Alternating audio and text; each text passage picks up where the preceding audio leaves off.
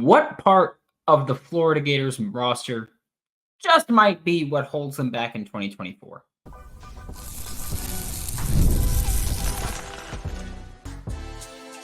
You are Locked On Gators, your daily podcast on the Florida Gators. Part of the Locked On Podcast Network, your team every day.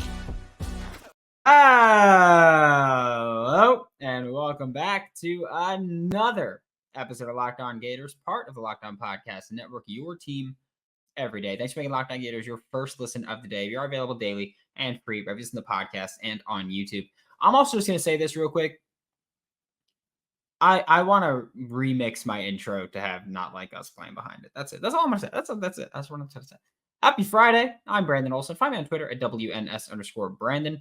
Today's episode of Locked On Gators brought by Game Time. Download the Game Time app, create an account, and use code LOCKEDONCollege for $20 off your first purchase. Terms do apply. And like I mentioned before, I'm curious to know your answer to this too. What part, and if you're part of the subtext group, could you join subtext.com/LockedOnGators? Send me a message there. If you want to put a comment, if you're watching this on YouTube, if you want to tweet at me, go ahead. If you want to go on Instagram, TikTok comments, whatever you want to do. I'm curious what part of this Florida Gators team you think might be what holds them back, because I listen to a lot of Twitter spaces. You guys can see me in there pretty much every day, every morning-ish. I'm in there at least listening. I don't always talk, but sometimes I do. And there's a lot of people that are optimistic about this team. And I think there's a lot of reason to be optimistic about this team. And I want to make it clear that when we have a conversation like the one that we're having today, I'm not saying it to be pessimistic at all. Okay? I just like to give my honest opinions. And on this show, I've said it before and I will say it again. I'm here to educate and entertain. Those are the two things I want to do. I don't care if you agree with me, if you disagree with me, if you respect my opinion, or if you don't respect my opinion. That's fine. That's entirely up to you. That's your choice to do. I think that for me, the biggest area is going to be the offensive line. I think, or not the biggest area. The most likely thing to hold this team back is going to be the offensive line. Again, I'm not saying that the offensive line is going to hold this team back. I'm saying that I think it's the most likely area. If any area holds this team back, I think it's going to be that. Because when you look at this offensive line from last year, they were not good. Okay? And even if you want to go, like they were banged up, Austin Barber was playing hurt most of the year. Damian George was playing out of position most of the year. Jake Slaughter was rotating in and out because Kingsley Aguakin was hurt and healthy and all that stuff. Totally valid complaints. Totally valid, not even complaints, totally valid reasons or potential explanations for why this Florida Gators team struggled last year, why the offensive line was so bad last year. My thing is that I think some people might be jumping the gun a little bit because we go, they're healthy now. First off, Austin Barber still not healthy yet. Will be by the season. I'm pretty confident in saying that. But so far, it's not healthy at this point in time.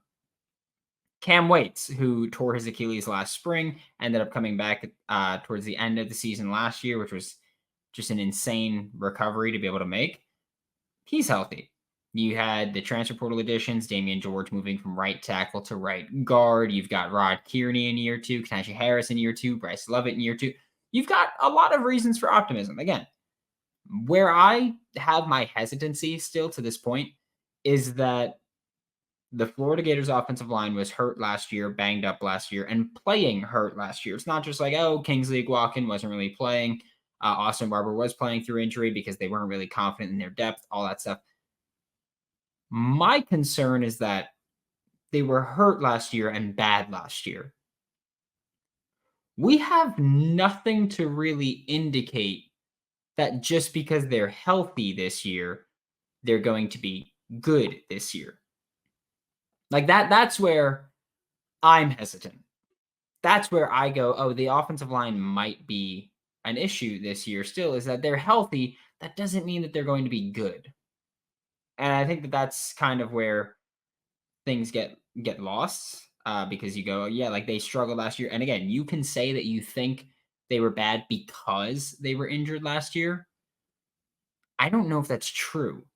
I think they were injured and bad last year, not bad because they were injured last year or hurt. We'll say hurt because I like to say like you don't play through injury, you play through hurt.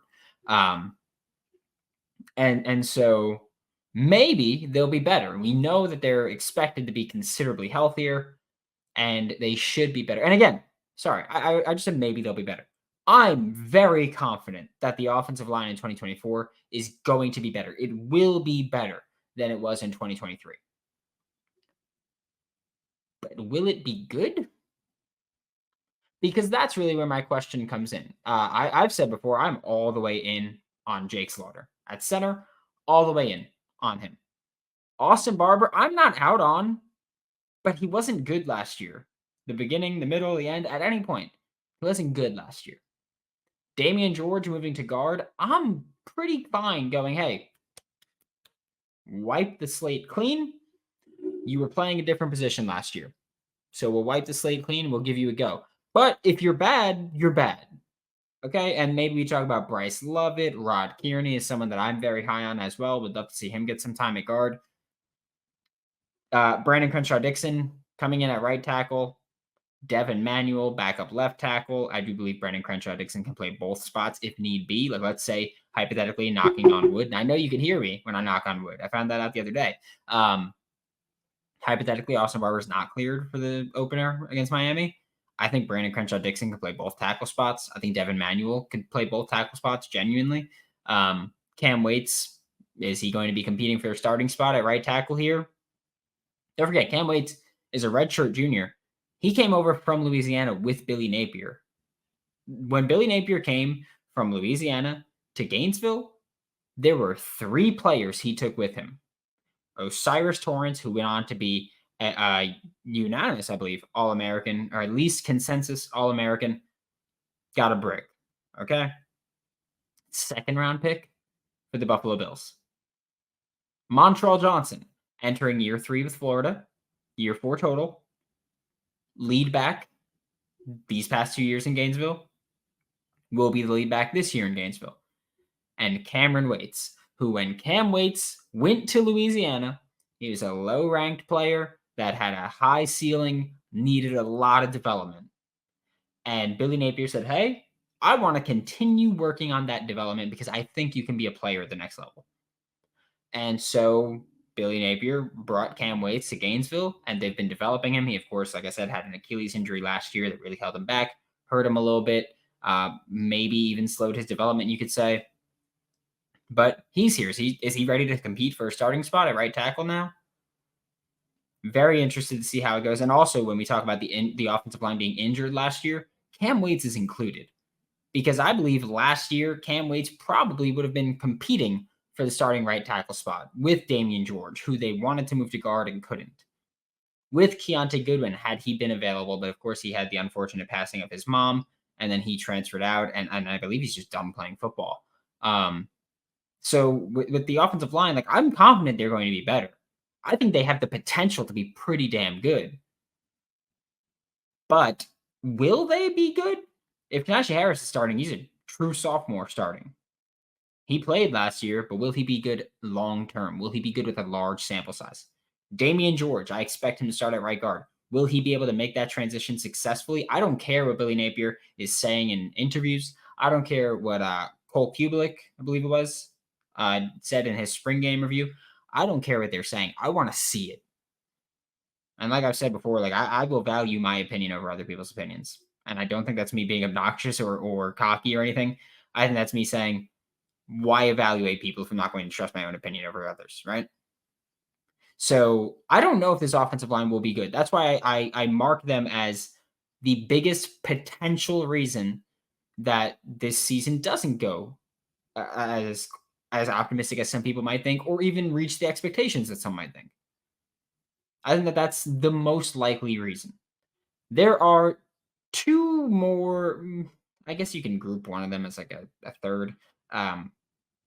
Just a couple more reasons that we're talking about just the roster here. I'm not talking about anything with the coaching staff, any questions there, because we don't know what that's going to look like exactly yet. But before we talk about any other reasons, a quick word from FanDuel. It is winner take all time in the NBA and NHL, and FanDuel is giving you a shot to bring home a big win of your own. And can I just say, before I talk about anything else, Jaden McDaniels, thank you, good sir. Because game one of Mavs Timberwolves, I was like, hey, Jaden McDaniels, 15 points at, I think it was plus 240 or something like that. I was like, you know what? That's something I like. That's a line that I'll take, sprinkle a little bit on it, and if it hits, it hits. If it doesn't, I'm just sprinkling. So, I'm going with the ROI potential there. Just in the first half, he had 19. I wish I laddered it to like 20, 25, or however high they would have let me go, but I'll take profit. I'll take profit. Right now, new customers get $150 in bonus bets with any winning $5 bets. $150 to bet on spreads, money lines, player props, and more. Anthony Volpe hits. You've been just an ATM for me. Visit FanDuel.com/lockedon and make every playoff shot count. Remember that FanDuel is America's #1 sportsbook. Thanks for making Locked On Gators your first listen of the day. Every day, we are available daily and free. Wherever you listen to podcasts and on YouTube. And like I said, the Florida Gators have a couple of questions, I think. For me, one of them, that cornerback room. And it's not to be rude or bashful or anything like that. It's that Jason Marshall Jr. was bad last year. Say whatever you want about it being Corey Raymond, about it, and anybody you want to blame. Blame whoever you want to blame. Fact remains, Jason Marshall was bad last year. Turned it on at the end of the year, but he's kind of done that every year. Every year he's struggled in the beginning, or even if he's played well at the beginning, he struggles in the middle and he plays well at the end. He was bad the overwhelming majority of last year. Towards the end of the year again, kind of that Georgia game, which is more towards the middle of the year, but middle end. That Georgia game is kind of when he started turning it on. I feel like when they that Georgia game, they kind of used him as a blitzer a couple times, and he kind of opened up a little bit. And we'll hopefully see him come back. In Kentucky, he had a couple of nice plays. He also had some not so great plays. He's another one that I know will be better in 2024. But again, how much better will Jason Marshall be? And that's especially relevant because when we talk about those pillar positions that I talk about so frequently, the building blocks, we talk about QB, receiver, tackle, pass rusher, and cornerback. And that top cornerback is very important here because, yeah, you could just throw to the other side. But if you're an offense that has to cut off a part of their game plan, cut off a side of the field from their game plan, things get really difficult to run a consistent offense, right? So Jason Marshall and his ceiling and his performance will be a pretty good test for how good, or a pretty good barometer for how good this defense can be in 2024. Devin Moore is another name to talk about as the guy who's expected to be the starting corner opposite Jason Marshall now that Jalen Kimber transferred to, well, originally committed to transfer to Louisville and then committed to Penn State. So now that he's gone, Devin Moore is going to be the guy. And Devin Moore's an interesting case because he's one of the few players that I think Florida Gators fans are pretty unanimous on. And that's very rare to get from a fan base as just diverse as Florida's fan base is, and as big as Florida's fan base is, which I guess you could say they're kind of synonyms. If you're going to have a big fan base, it's going to be a pretty diverse fan base. But pretty much everybody agrees with Devin Moore that he's been good. It's just that he's never been healthy. That's it. He's been good. He's just never been healthy. Can he stay healthy this year? Because if Devin Moore can stay healthy and Jason Marshall finally takes the next step that everyone's been talking about him taking, you're looking at a pretty good duo. Again, this would also require Devin Moore to maintain that level of play because we've never seen him play well on a large sample size. He's only played small sample sizes, period, because he's been a backup. And by backup, I mean second string. It's not like he's like third string, fourth string kind of guy that plays a couple snaps. When he's healthy, he plays a good amount of snaps. It's just that he's really struggled with staying healthy. So for Devin Moore, if he can stay healthy, if he can stay on the field, then perhaps we're talking about someone that can be a legitimate contributor for what can be a pretty damn good defense. Okay. And then we also talk about the young corner stepping up. I think that if you've watched this show before, if you've listened to this show before, you know that I'm pretty high on a lot of these younger guys. I'm really high on what Jakeem Jackson can be. I think Jakeem Jackson has just an elite ceiling. Like, truly, he's got all the physical traits you look for. He's got the confidence on the field. I've mentioned that Vanderbilt game before where they went at him, had a big play, and then they kept trying to attack him, and he had a pass breakup, and I think he just had good coverage that led to an incompletion on another play. Like back to back, they just went right at him after that big play, and he answered. And that's the kind of confidence, like, you can't teach that confidence. You either earn it from being really damn good, or you're just built like that. And so for Jakeem Jackson to play with that level of confidence, with the physical traits that he has, I'm like, okay, you get a little bit of technique built up, and you can be a first round pick corner. Like, you have that kind of ceiling. So Jakeem Jackson, someone I'm very high on there. You could also look at, I'm going to include star for this conversation, but Sharif Denton is someone I'm very high on. I think a lot of people are very high on Sharif Denton, especially after the spring he had. Teddy Foster is another corner that I'm very, very high on. I love what he can do. And he's kind of like the Jakeem Jackson type where I go, you're very raw. You're also just learning the position, but you're very raw, just learning the position. If you develop just like a bit to what you can be really good. And I'm not just gonna name every DB, but those are kind of the three where I'm hanging my hat that I think they could be tremendous talents for Florida, tremendous contributors for Florida. And we're talking about, damn, like, that can be a bunch that gets Florida back to the top. But what will you be in 2024? I don't expect Teddy Foster to contribute much. I want to make that one clear. But what will you be in 2024? Will you be ready to be that guy if you're Jakeem Jackson, if you need to step up? Because if something happens to Devin Moore, knock on wood, or Jason Marshall, knock on wood, Jakeem Jackson will be forced into significant playing time, which I expect him to play a good bit already. But if something happens and he's forced to start, will you be ready to answer the call? Confidence-wise, I know he'll be ready to answer the call. On-field play, quality, will you be ready to answer the call? It's an important question for the cornerback room, which if they don't take that next step, could be a long season again. But of course, the improved D-line play should help them regardless. We are about to talk about the next part of the roster that maybe is a little bit of a call for concern or cause for concern. But first, a quick word from Game Time. Today's episode of Locked On Gators is brought to you by Game Time. And let me tell you, with killer last-minute deals, all-in prices, views from your seat, and the lowest price guarantee, Game Time takes the guesswork out of buying NBA playoff tickets, MLB tickets, NHL playoff tickets, concert, comedy. I'm letting you know. Last week, I went to go see Philadelphia Phillies at New York Mets. Cheap, because last-minute tickets with Game Time. So cheap, fine. Sat right in the Coca-Cola corner, right in right field. Horrible game. Just a terrible game. I got sunburned. I'm that pale. But yeah, horrible game there. I'm letting you know now. I haven't bought the tickets yet, but come late July, I think it's actually 2 months from today's date, July 24th. I will be buying tickets to see that Mexican OT. I'm just saying, he's coming to Brooklyn, so I will be going to see that Mexican OT perform, and I will be buying tickets on Game Time.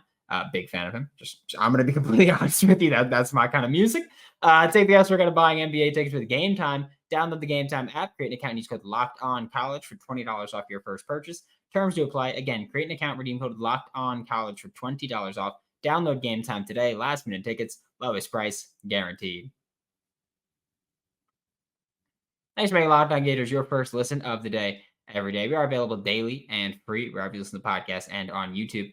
And this next part is what I think people will probably disagree with the most on today's show. If you're optimistic sunshine pumper, whatever the hell you want to call it. You probably disagree with most of this show so far, but for this roster, I look at what the coaching staff has done in high school recruiting and in the transfer portal, and I love what they've done to this point. You look at the receiver room, or actually, you can look anywhere you can find a depth chart. I don't care if you look for a Florida specific site that has a depth chart. I don't care if you look at the ESPN depth chart. I don't care if you look at the Our Lads depth chart. I don't care where you look. You look at a depth chart, and I mean one that goes like 3-4 deep, not just a 2 deep. But a 2 deep still counts for this. But like if you see one that goes 3 deep, you look at so many rooms and they're so young. You look at receiver, like I'm looking at the Our Lads depth chart, and you look at receiver, and you look at that third and fourth string at receiver. Aiden Mizell, redshirt freshman. Tank Hawkins, true freshman. TJ Abrams, true freshman. Andy Jean, redshirt freshman. You look at the offensive line, and you've got Najee Harris starting, true sophomore. You've got Christian Williams, backup, redshirt sophomore. Noel Portniagan, backup, true freshman. Rod Kearney, backup, redshirt freshman. Bryce Lovett, backup, redshirt freshman. You've got tight end, both starting tight ends are redshirt sophomores. Backups, true sophomore and Tony Livingston. Quarterback, your primary backup, your number 2 quarterback is a true freshman. Running back, true sophomore is your backup. True freshman's your third and fourth strings, unless Jacoby Jackson is climbing up that depth chart.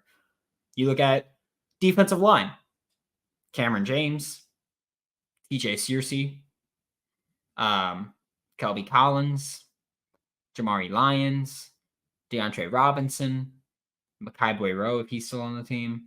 You look at linebackers. Shamar's a junior, so I guess we'll give him that. But Grayson Howard's a true sophomore. Miles Graham's a true freshman.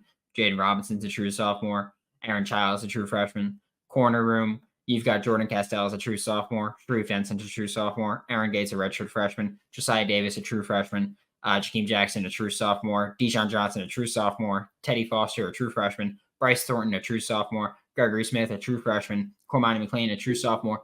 There's a lot of young guys, right? Everyone loves what this team is being built up to be. And I think that developmentally, they're working, and I'm fine with it. Like, I think what they're doing developmentally is good. However, I love that youth as your depth right now. My concern is that if there are injuries or if starters don't perform to the level that we want, those depth guys now become starters. And that gives me a little bit of cause for concern because you're an injury away from, again, knocking on wood just repeatedly, starting a true freshman at quarterback, starting a true sophomore with two true freshmen at running back, starting a true I'm just knocking on wood nonstop, starting a true sophomore on the defensive line, another true sophomore on the defensive line alongside TJ Searcy. You're potentially starting a freshman at linebacker, true freshman or redshirt freshman at star, like that inexperienced youth. I'm fine with them when they earn their stripes. Basically, if you're a redshirt freshman, I have some concerns about you starting and picking up playing time. Like last year, I wasn't too concerned with it at tight end because I was like, well, tight end room isn't very good. Might as well play the young guys because the experienced guys aren't good. So play the young guys, and at least, even if they're not good, they're picking up experience and developing. I like a lot of these guys for 2024 as true freshmen. Or, I'm sorry, as second stringers, as depth pieces. But as much as I love the depth, I love being able to say, oh, yeah, like Bryce Thornton's the second or third safety now, things like that. Like, I love being able to say that. But if there's an injury and we have to talk about someone as, hey, they're starting now, that kind of scares the hell out of me. Because some of these guys are just unproven. They're volatile. That's what it is. It's not even an indictment of their talent. We don't know what a lot of these guys are talent-wise. So it's not an indictment of their talent. It's that these young players can be incredibly volatile when they get on the field. And on those downswings, especially for that at like a premium position, like we said, like those pillar positions, QB, receiver, offensive tackle, pass rusher, corner, if you're volatile at those positions and you're in a downswing, man, it's like a penny stock. Like it could go really poorly really quickly or great return on investment really quickly. So it's just scary things like that. Just that's a concern for me as if injuries pile up and you're playing a lot of young players. We watched a lot of young players play last year and they were incredibly volatile and not effective. And if injuries pile up and you play a lot of young players, inexperienced players, that's what inexperienced, not just young, inexperienced players, things could go poorly. That's all I'm saying. It's just a concern. It's not me saying that it's going to happen. It's just a concern. Thanks for making Locked On Gators your first listen of the day. Every day. We are available daily and free right in the podcast and on YouTube. Thanks for making Locked On Gators your first listen. Just saying. Again. Just saying. I would like to thank you again. Thanks for making Locked On Gators your first listen. Let's do it again. For Locked On Gators, I'm Brandon Olsen. Don't forget to follow me on Twitter at WNS_Brandon. Find all my written work with Giants, Country, and NFL 33, and I'll see you all next time.